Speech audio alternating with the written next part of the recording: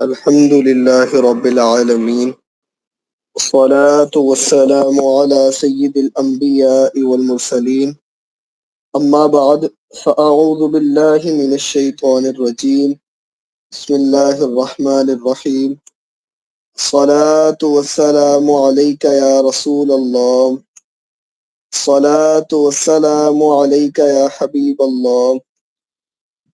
الصلاة والسلام عليك يا نبي الله، وعلى آلك وأصحابك يا نور اللہ.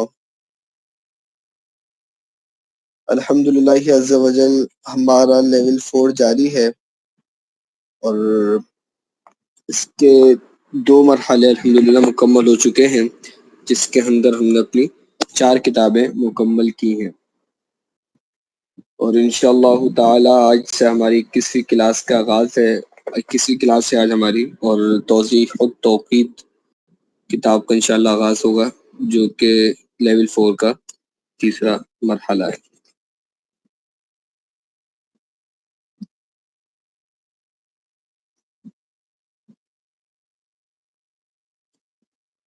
کتاب کا نام ہے الجواہر والیواقیت فی علم التوقیت، معروف بھی توضیح التوقیت.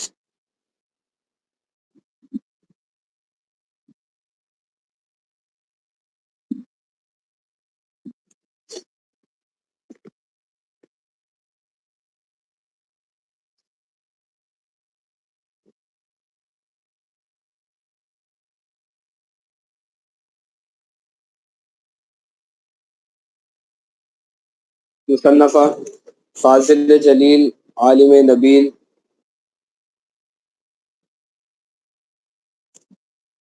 جامع علوم عقلیہ و نقلیہ، حضرت ملک العلماء مولانا مولوی محمد ظفر الدین صاحب ملک العلماء کے لقب سے بہت مشہور ہیں. آپ کی فتاوی ملک العلماء بھی ہے. مفتی مولوی ظفر الدین صاحب قادری رضوی، سینئر مدرس مدرسہ شمس الہدا پٹنہ دامت برکاتہم، تابع مولانا ظفر الدین احمد نعیمی.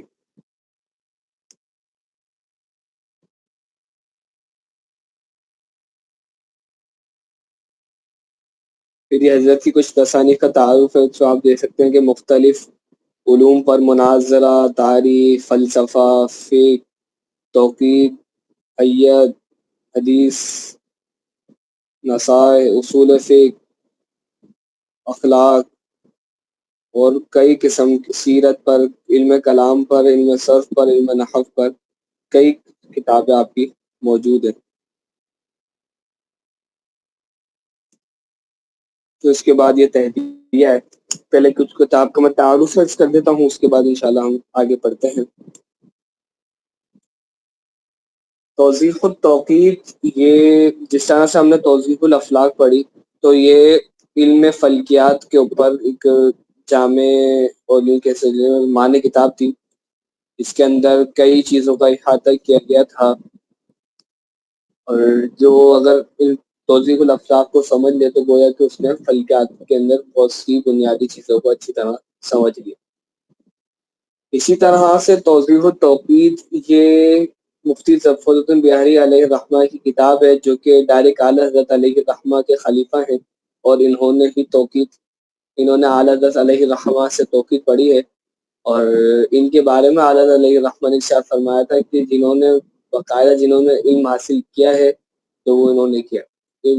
آپ کی دل میں توقیت کی سیکھنے پر تعریف ارشاد فرمائی. تو یہ کتاب بہت تحقیقی ہے، اور علم توقیت کے موضوع پہ جو پڑھتے ہیں اس کتاب کو تو وہ یہی کہتے ہیں کہ اس قدر تحقیقی کسی نے نہیں لکھی، نہ کوئی انگریزوں میں اب تک اس موضوع پر اتنی تحقیقی کتاب لکھ سکا، اور نہ ہی اہل اسلام میں بزرگان دین علیہ الرحمہ کے اندر کسی نے اسی کتاب کو لکھا. یہ کتاب بہت زیادہ محنت کی حاجت ہوگی. اس کی مختلف وجوہات ہیں. ایک تو پہلی وجہ یہ ہے کہ ایک تو اس کا جو خط ہے وہ پرانے قسم کا ہے نا، پڑھنے کے اندر اتنی آسانی سے نہیں پڑھ سکے گا بندہ. سے توضیح الافلاق کیونکہ بات کی کتاب ہے تو وہ بہت ساری چیزوں کے اندر آسان تھا اس کو پڑھنا. اس کا خط، اس کے اندر الفاظوں کی غلطیاں یعنی کہ متن کے اندر مسٹیکس ہوں گی جو تحریری طور پر، تو وہ بھی کافی آئیں گی. پھر دوسرا یہ کہ زبان کچھ مختلف ہے، انداز کچھ مختلف ہے پچھلے دور کا، کہ غالباً اب یا تو یہ 1330 کی کتاب ہے تو یا تو 1360 کی کتاب ہے. بعض جگہ پہ اس طرح سے لکھا ہوا، بعض جگہ پہ اس طرح لکھا ہوا ہے. اپنی تحقیق تو کرنی پڑے گی، شاید ہو سکتا ہے 1330 کی کتاب ہو. تو اگر کچھ بھی ہے تقریباً 100 سال کے آس پاس تو پرانی ہے کتاب ہے یہ. تو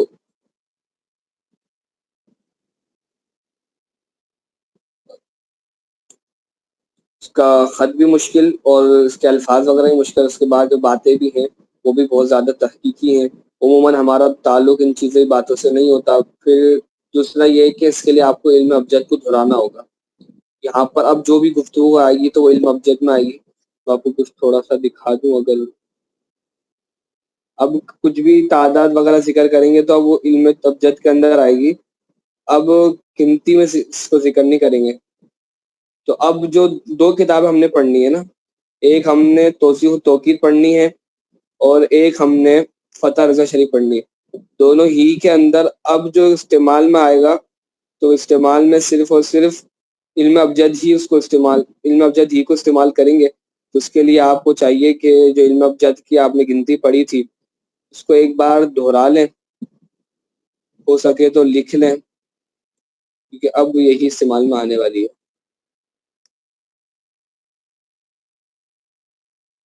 یہ دیکھیے یہاں سے علم ابجد کا پہلے تعارف فرمایا، خود ہی اعداد وغیرہ بیان کیے ہیں، کس طرح سے لکھنا ہے، کس طرح سے لکھیں گے. پھر آگے جا کے جہاں پہ بھی استعمال ہو رہا ہے تو یہ دیکھیے یہ پورا انہوں نے یہ کیلکولیشن کی ہوئی ہے، پلس مائنس سارا کچھ کر کے دکھائیں گے. اگر اس کتاب کو آپ نے اچھے انداز سے پڑھ لینا آپ کی میتھ بھی بہت اچھی ہو جائے گی. تو اب یہاں پر سارا اس کو پلس مائنس وغیرہ کر کے دکھایا ہوا ہے تو وہ بھی سارا کا سارا علم ابجد ہی کے اندر کیا ہوا ہے. تو اس کو جب بھی بندہ اچھے طریقے سمجھ سکے گا کہ جب آپ نے علم ابجد کے اوپر آپ کی اچھی مہارت ہوگی. تو میں نے شروع میں بھی عرض کیا تھا، آج گروپ میں بھی ایک میسج کر کے عرض کیا، ایک دفعہ پھر سے عرض کروں گا کہ اگلا پڑھنے کی کوشش فرمائے، کیونکہ اصل مقصد یہ ہے کہ ہمارے اندر صلاحیت پیدا ہو. ورنہ صرف ایک نا کلاس میں آ کے سمجھنا پڑھ لینا اور یوں اس طرح سے وقت گزار لینا تو اس کا کوئی اتنا کوئی خاص فائدہ ہے نہیں. اصل مقصد جو ہے وہ فوت ہو جاتا ہے. تو جتنے آپ اپنی محنت کریں گے تو اگرچہ مجھے نہیں پتہ چلے گا لیکن آپ کے اللہ تبارک و تعالیٰ کو تو معلوم ہے، اگر اچھی نیتیں کریں گے تو ثواب بھی پائیں گے. اور انشاءاللہ اللہ پاک نے چاہا تو آپ کے علم توقید کے اندر اور دیگر علوم کے اندر آپ کو بہت سارے فوائد حاصل ہوں گے. چلے سبق کی طرف آ جاتے ہیں. تہدیہ. اگرچہ کتابوں کا تہدیہ عام طور پر والیان ملک، رؤسائے عوام اور دنیاوی حیثیت سے مقتدر حضرات کے نام ہوا کرتا ہے، مگر میں اپنی اس کتاب الجواہر والجواقیر فی علم التوقید معروف بھی توضیح التوقید کو دینی خدمتوں، مذہبی جماعتوں کے وجہ مخلص صمیم صدر الافاضل و استاد العلماء مولانا مولوی حافظ حاجی حکیم سید محمد نعیم الدین صاحب بانی جامع نعیم مراد آباد دامہ بقبالہ و القابہ کے نام نامی سے معنون کرنا دلی مسلط کے موجب سمجھتا ہوں. یہاں پر 1360 لکھا ہے. اچھا مجھے کیوں ایک وہم پیدا ہو رہا ہے، یہاں پر 1360 لکھا گیا ہے، 12 رمضان المبارک 1360، اور لگتا بھی ایسا ہی ہے. اب اوپر جاتے ہیں پر یہاں پر دیکھیں یہاں پر 1330 لکھا ہے انہوں نے ناشدوں نے.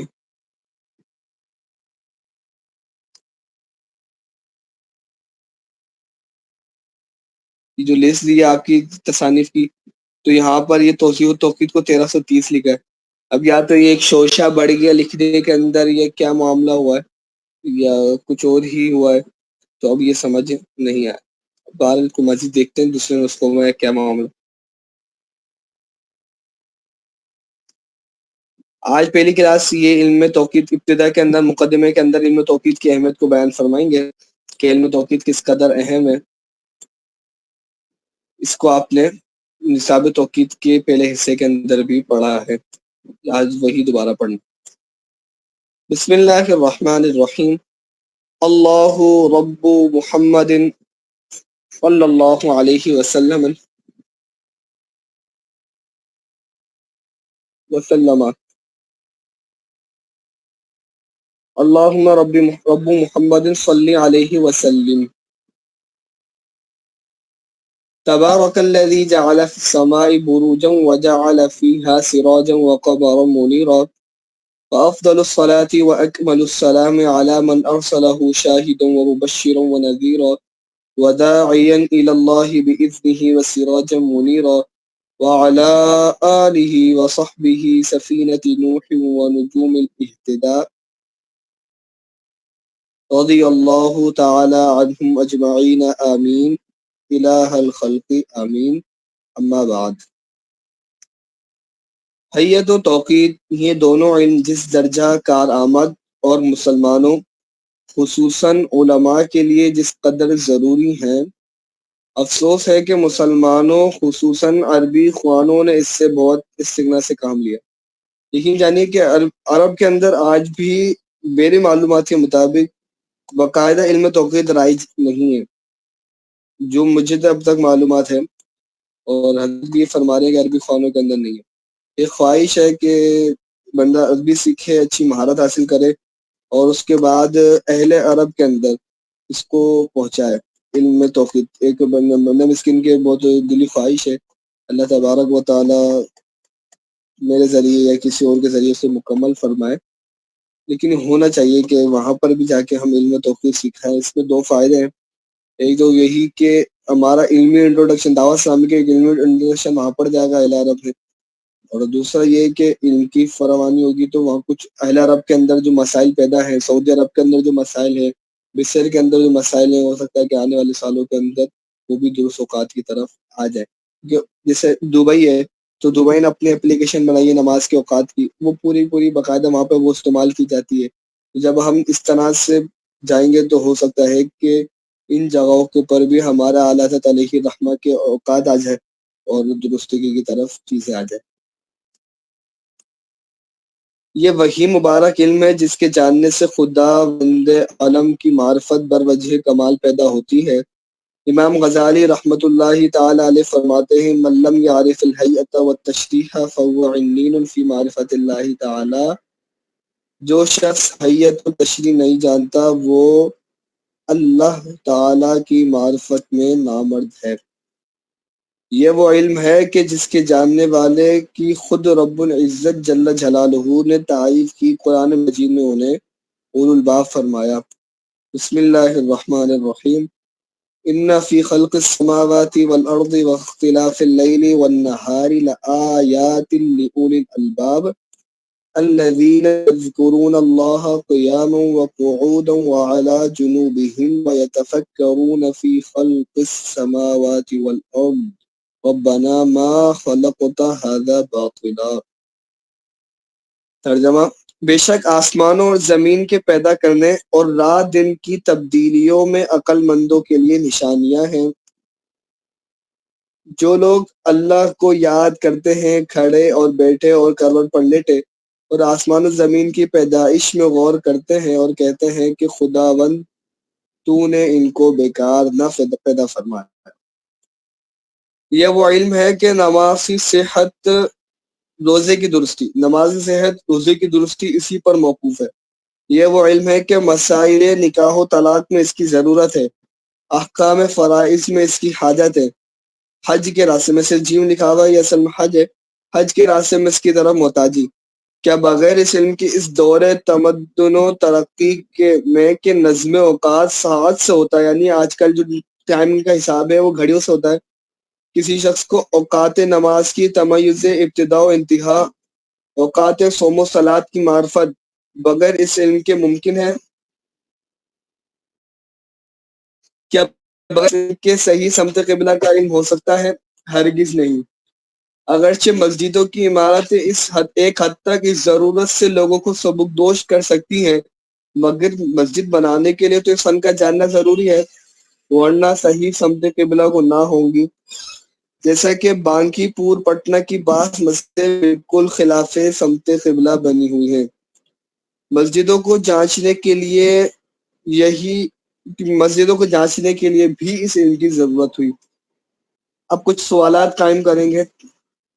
کیا سفر حج میں کوئی شخص بغیر اس فن کی مدد کے سم نمازیں صحیح سمت، اب یہ صبح لکھا ہوا ہے، صحیح سمت پر پڑھ سکتا ہے؟ عام لوگوں کا خیال ہے کہ مکہ معظمہ ہندوستان سے پچھم یعنی مغرب کی طرف ہے، اسی طرف جا رہا ہے، وہی سمت قبلہ ہے۔ حالانکہ ایسا نہیں ہے۔ جو جہاز بمبئی سے جدہ جاتا ہے، دکن مڑتا ہوا پچھم طرف جاتا ہے، یہاں تک کہ محاذات مکہ معظمہ سے اور آگے نکل جاتا ہے، تب جدہ میں آ کر ٹھہرتا ہے، جہاں سمت قبلہ بالکل مشرق طرف ہوتا ہے۔ اور جو جہاز بمبئی سے کراچی ہو کر جدہ جاتا ہے، بمبئی سے اتر آتا یعنی شمال کی طرف آتا ہوا پھر دکن جنوب کی طرف ہوتا ہے، وہ جدہ پہنچتا ہے۔ تو بمبئی سے چھوٹتے وقت سمت قبلہ پچھم ہے اور جدہ پہنچ کر پورب کی طرف۔ راستے میں نصف دور قطع کرنا پڑتا ہے۔ غیر حیت دان کیا بتا سکتا ہے کہ کس دن کتنا انحراف کرنا ہوگا اور کہاں پر کون سی جانب مڑنا ہوگا؟ کیا صرف قطب نما رکھ لینا کافی ہوگا؟ وہ تو صرف سمت کو بتائے گا، مگر آج کس قدر انحراف کی ضرورت ہے، کل کس قدر، بغیر حیت و توقید جانے نہیں معلوم ہو سکتا۔ کیا کوئی شخص بغیر اس علم کے صحیح منتہا سحری، زحوہ کبریٰ، غروب آفتاب، جن تین وقتوں کی روزے میں حاجت ہے بتا سکتا ہے؟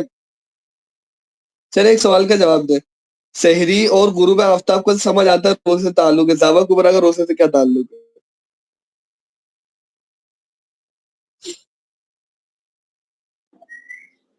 کیونکہ اگر کسی نے زحوہ کبریٰ سے پہلے جو ہے کھانا نہیں کھایا اور روزہ مطلب اس میں سحری نہ کی ہو تو پھر اس کا تعلق بنے گا نا اس سے کہ وہ نیت کر سکتا ہے اس سے۔ مطلب اب کسی نے روزے کی نیت نہیں کی تھی رات میں، اب اس کو روزے کی نیت کرنی ہے کہ ابھی کر سکتا ہوں نہیں کر سکتا، تو اب اس کو زحوہ کبریٰ معلوم ہوگا تبھی یہ ساری چیزیں کر سکے گا، ورنہ وہ نیت ہی نہیں کر سکے گا۔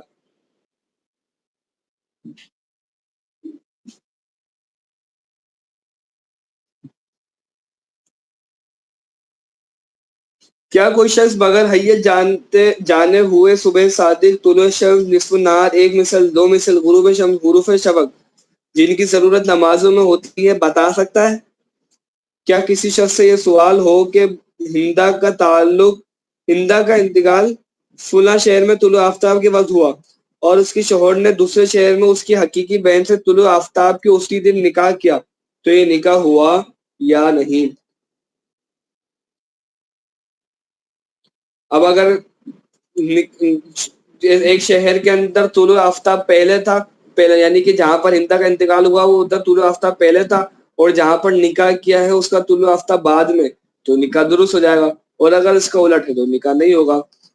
یا ہندا حاملہ کو اس کے شوہر نے کسی شہر کے طلوع آفتاب کے وقت طلاق دی اور ہندا دوسرے شہر میں طلوع آفتاب کے وقت لڑکا جنی، تو عدت منقضی ہوئی یا نہیں، یعنی عدت ختم ہوئی یا نہیں، اس میں بھی وہی تفصیل بنے گی۔ زید کا انتقال ایک شہر میں طلوع آفتاب کے وقت ہوا اور اس کے بیٹے نے دوسرے شہر میں طلوع آفتاب کے وقت انتقال کیا، تو کس کا ترکہ کس کو ملے گا؟ یہ دونوں گھر کا ہدمہ کی طرح سمجھے جائیں گے۔ ان دونوں شہروں میں تفاوت اگر فقط طول میں ہے یا فقط عرض میں ہے، یا طول و عرض دونوں میں تفاوت ہے، تو اس نکاح و طلاق و عدت و ترکہ کے حکم میں کیا فرق ہوگا؟ نیز اگر یہی سب صورتیں غروب شمس کے وقت ہوں تو کس صورت میں کیا حکم ہوگا؟ اور اگر نصف النہار کے وقت واقع ہوں تو اس کا کیا حکم ہوگا؟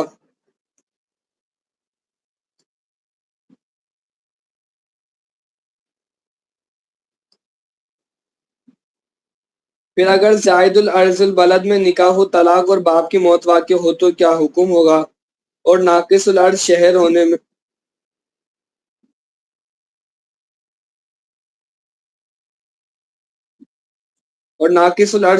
ہونے سے کیا فرق پڑے گا؟ نیز اگر یہی سب صورتیں دو شہروں میں مثلاً 6 بجے واقع ہوتی تو اگر دو شہروں کا وقت کمپاس ٹائم سے ہے تو کیا حکم ہوگا؟ لوکل ٹائم ہے تو کیا فرق ہوگا؟ اور ریلوے ٹائم ہونے کی صورت میں مسئلے کا جواب کیا ہوگا؟ اور اگر ان دونوں شہروں میں اوقات مختلف رائج ہیں، مثلا ایک کے اندر لوکل ٹائم دوسرے میں ریلوے یا کمپاس ٹائم، تو مسئلے پر اس کا اثر کیا پڑے گا؟ پھر اگر تعدیل الایام زائد متزائد یا زائد متناقص ہے تو کیا حکم ہوگا؟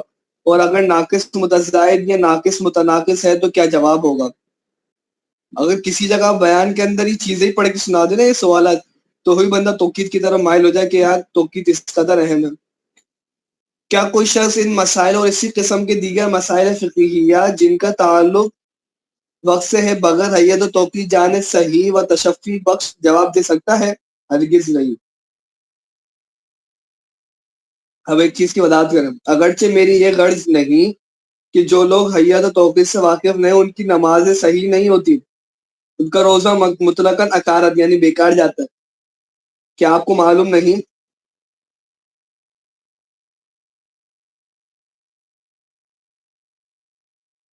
کہ ریل کے سفر کرنے والوں میں کتنے ہزار کیا لاکھوں مسافر ایسے ہوتے ہیں جو ٹائم ٹیبل نہیں رکھتے یا ان کو اس کا علم نہیں؟ پھر کیا انہیں گاڑیاں نہیں ملتی؟ وہ لوگ سفر کر کے منزل مقصود کو نہیں پہنچتے؟ انہیں گاڑیاں بھی ملتی ہیں، وہ سفر بھی کرتے ہیں، وہ منزل مقصود کو بھی پہنچتے ہیں، مگر ان کے سفر کی جو شان سے وہ عزت و شان جیسا ہم ہوتے وہ نہیں، ان کے سفر کا جو معاملہ ہوتا ہے واقف کار سے پوشیدہ نہیں۔ میں اس واقعے کو نہیں بھول سکتا کہ زمانہ طالب علمی میں مکان سے بریلی شریف جا رہا تھا، مغل سرائے شہر کا نام ہے، جنکشن پر ایسٹ انڈین ریلوے سے اتر کر اور ہیلکندر ریلوے کے انتظار میں کئی گھنٹے مسافر خانے میں ٹھہرنا ہوا۔ وہاں 10-15 مغلے غازی آباد جانے کے انتظار میں بیٹھے تھے۔ جہاں ٹن ٹن کی آواز ہوئی، بیچارے سارا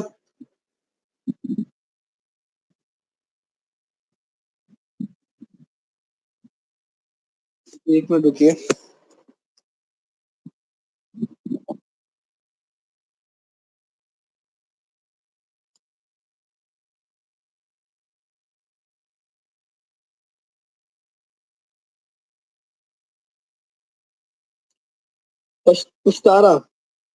پشتارا ہے یا پشتارا ہے، اس کا معنی ہے ساز و سامان۔ پیٹ پر لاد کر چلے، تھوڑی دیر کے بعد واپس آئے کہ مال گاڑی تھی۔ 20 منٹ نہیں گزرے ہوں گے کہ پھر ٹنڈن شروع ہوا۔ وہ لوگ پھر سارا سامان سنبھال کر چل دیے۔ تھوڑی دیر کے بعد ناکام واپس آئے کہ گاڑی کلکتہ جاتی ہے۔ آدھ گھنٹے بعد پھر ٹنڈن کی آواز کانوں میں آئی، سبوں نے گٹھرا اٹھایا، پھر واپس ہوئے اور کہا کہ گاڑی گیا جاتی ہے۔ جب 4-5 دفعہ ایسا اتفاق ہوا، یہ سب بیچارے جاتے اور مفت میں حیران ہو کر واپس آتے۔ تب میں نے پوچھا کہ آپ لوگ کہاں جائیں گے؟ بولے غازی آباد۔ میں نے ٹائم ٹیبل دیکھ کر وقت بتایا کہ آپ کو 6 بجے صبح گاڑی ملے گی۔ اب دیکھیں کیا ہوا، ان کے پاس ٹائم ٹیبل تھا تو ان کو کوئی ٹینشن نہیں تھی، آرام سے بیٹھے ہوئے تھے، جب گاڑی ملے گی جب بھی چلیں گے، پھر بلا وجہ پریشان ہونا نہیں پڑ رہا تھا۔ اب ہمارے بیائی نہیں یہی حالت حیت و توقید سے ناواقفوں کی ہے، یہی حال حیت و توقید سے ناواقفوں کا ہے۔ لطیفہ، اب ایک اضافی بات ہے کہ اس سفر کا 343 کبھی نہیں بھول سکتا۔ بریلی شریف جانے کا جو ٹکٹ میں نے لیا تھا وہ 343 کا مجموعہ تھا، اس ٹکٹ کا نمبر 343 تھا۔ مغل سرائے سے بریلی شریف کا فاصلہ 343 میل ہے۔ اس وقت تھرڈ کلاس کا ریلوے محصول 3.4.3 روپے 4 آنے 3 پائی کا تھا۔ اتفاق وقت کہ اس ٹکٹ کی خریداری 3.4.3 کو ہوئی تھی۔ یعنی تیسری تاریخ چوتھا مہینہ تیسرا سنتا یعنی 3 اپریل 1903 کا یہ واقعہ ہے۔ اب یہ بات لطیفہ ہو گیا مکمل۔ لطیفہ سے مراد وہ ہنسنے والی چیز ہی نہیں ہوتی، لطیفہ ایک پورا مزہ بات کو کہتا ہے کہ جو ایک اچھی سی ہو، بلکہ علم نج کبھی کوئی علمی نقطہ ہوتا ہے تو اس کو بھی لطیفے وغیرہ سے تعبیر کیا جاتا ہے۔ ہمارے یہاں پہ ایک لطیفہ چٹکلے کے معنی کے اندر استعمال ہو رہا ہوتا ہے۔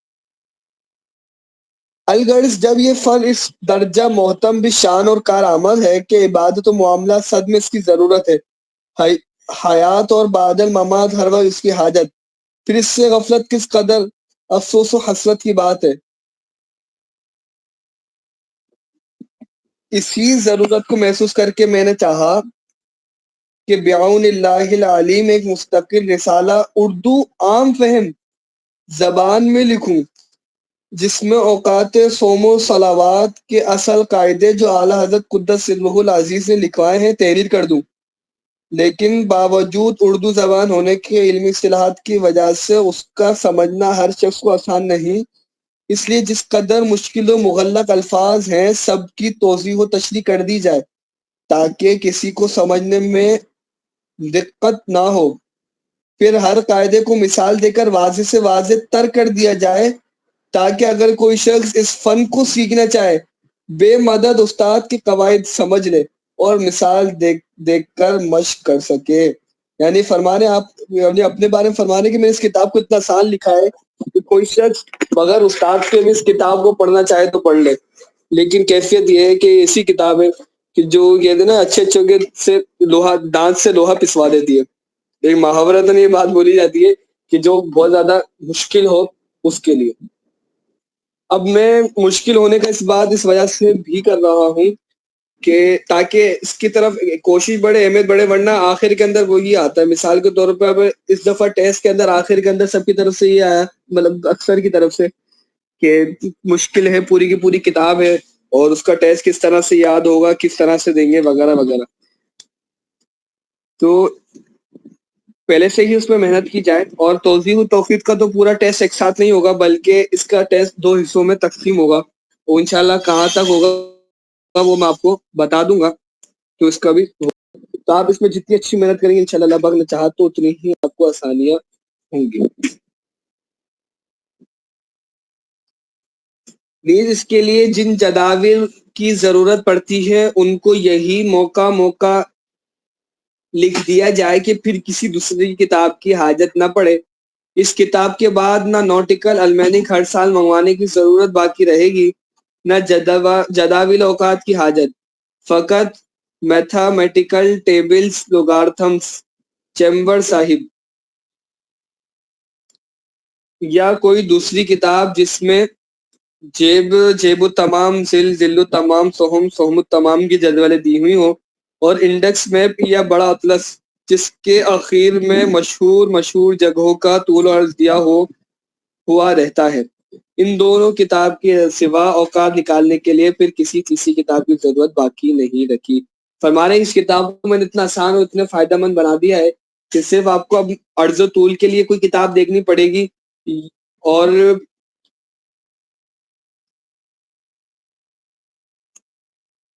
اس طرح سے آپ کو ایک مزید کیا چاہیے ہوگی، ایک جداول وغیرہ کی کتاب چاہیے ہوگی جس کے اندر یہ جیب اور جیب التمام وغیرہ کی بدی ہو۔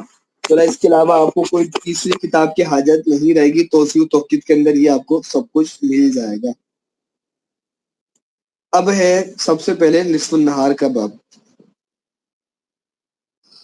آئیے اس کا آغاز کرتے ہیں۔ دوائر اشارہ مشہورہ علم حیت سے ساتواں دائرہ نصف النہار ہے۔ آفتاب جب اس دائرے پر آتا ہے تو غایت ارتفاع کو پہنچتا ہے۔ جی لفظ چمبر صاحب پیچھے آیا تھا نا، جب وہ کتاب کے نام کے ساتھ استعمال ہوتا ہوگا یا کوئی مصنف وغیرہ کا نام ہوگا۔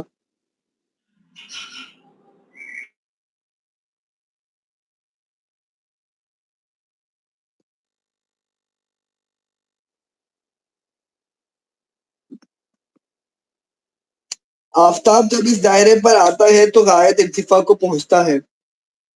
یہ دائرہ عرض 90 قطب شمالی اور قطب جنوبی بھی آ جائے گا کہ سوا بقیہ آفاق میں فلک کے نصف شرقی و نصف غربی کے درمیان واسطہ ہوتا ہے.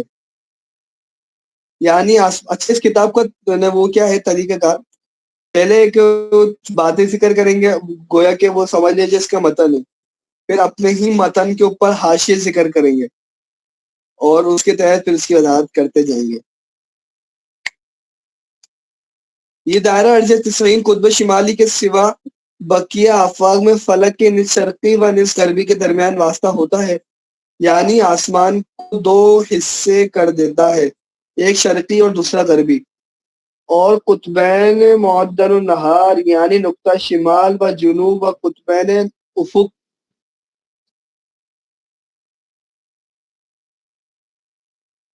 یعنی سمت الراس والقدم پر ہو کر گزرتا ہے. جو خط مستقیم کے نقطہ شمال و جنوب کے درمیان واقع ہو اسے خط زوال کہتے ہیں. اس لیے اس خط پر پہنچ کر آفتاب غایت ارتفاع کو پہنچ کر ڈھلتا ہے، اسی کو نصف النہار بھی کہتے ہیں کہ جب آفتاب اس پر پہنچتا ہے دن دو برابر حصوں میں منقسم ہو جاتا ہے. اس دائرے کی سب سے چھوٹی قوس جو معدل النہار اور قطب افق کے درمیان، معدل النہار یا قطب افق کے درمیان، قطب افق کیا ہے؟ سمت الیاس یا سمت القدم، یا دائرہ افق اور قطب معدل کے درمیان واقع ہے، اس کو عرض البلد کہتے ہیں. یہی قوس طول البلد کے ساتھ مواضع و مواقع کی تعیین میں کام آتی ہے.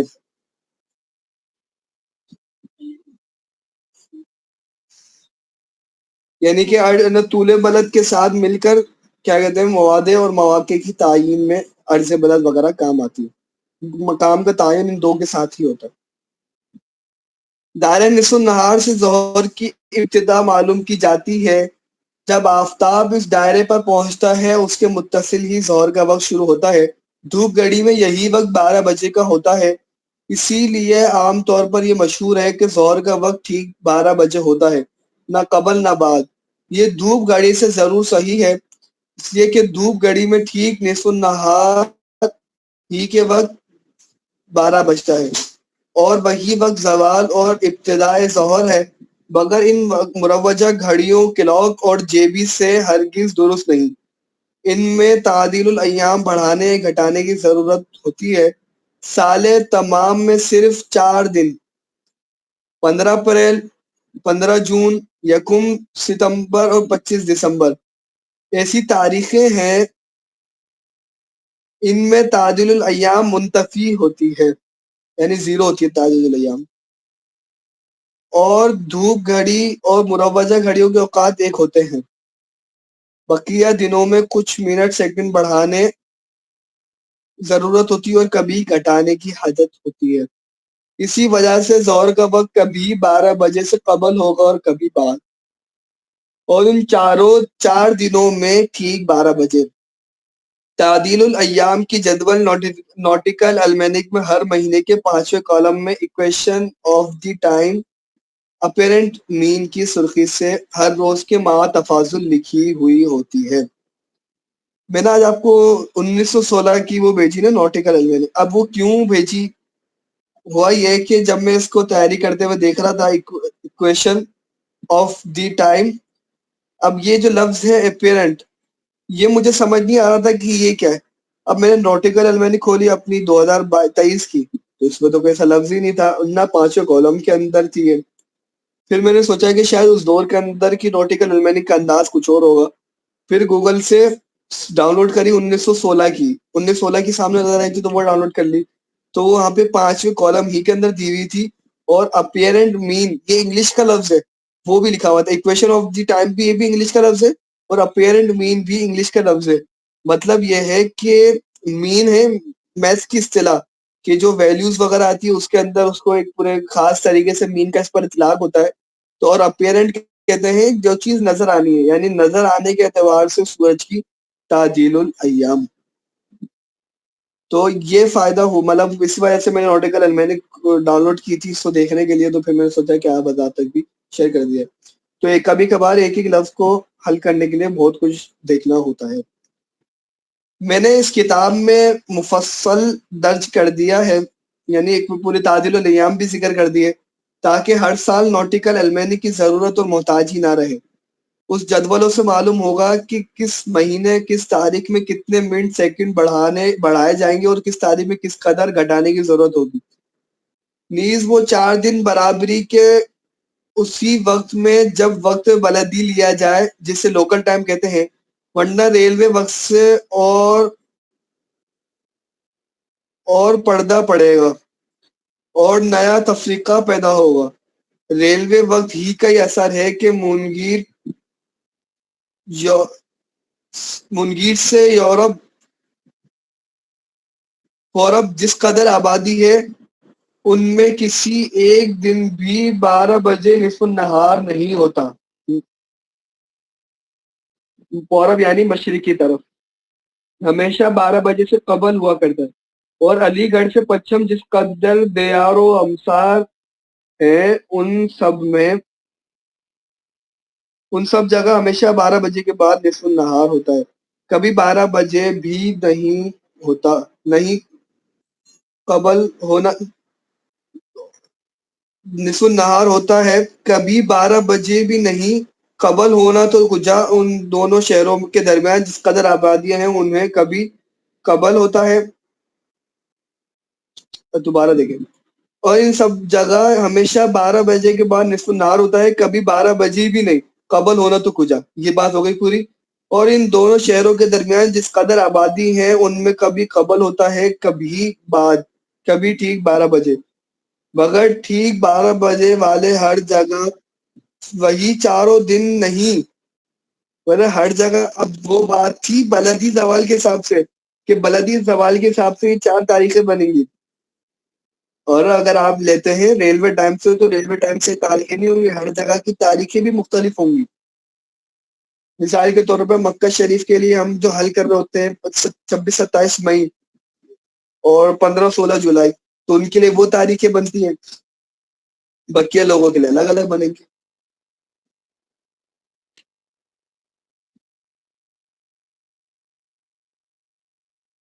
بارہ بجے والے ہر جگہ وہی چاروں دن نہیں جن کا بیان اوپر ہوا، بلکہ ہر جگہ الگ الگ دن برابری کے ہیں، بلکہ ہر جگہ 4 ہی دن برابری کے بھی نہیں ہوں گے، کہیں 1 2 کہیں 3 دن ہی ایسے ہیں کہ ٹھیک 12 بجے نصف النہار ہوگا، جس کے وجوہ آئندہ بیانات سے معلوم ہوں گے۔ نصف النہار معلوم کرنے کے 2 طریقے ہیں، ایک عملی، دوسرا حسابی۔ عملی طریقے بھی متعدد ہیں، مگر ان سب میں آسان دائرہ ہندیہ کے ذریعے اس کی شناخت ہے۔ دائرہ ہندیہ ہندوستانی ایجاد ہے اور عام طور پر مشہور و مقبول دیار و امسار ہے، اسی وجہ سے اس کا نام دائرہ ہندیہ رکھا گیا۔ یہ ہم نے توضیح و توقیف سے ہی ہم نے پڑھ لیا تھا، یہ لیول 3 کے اندر، تو اس کو ہم چھوڑ دیتے ہیں تاکہ ہم دیگر چیزیں پڑھ سکیں۔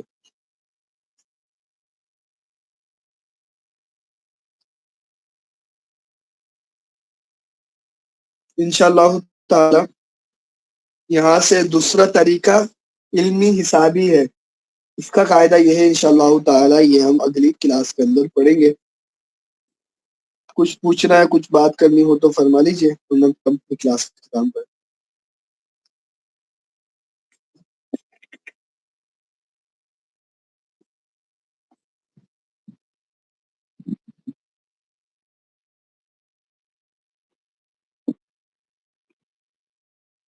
ٹھیک ہے، ہم اپنی کلاس کا اختتام کرتے ہیں۔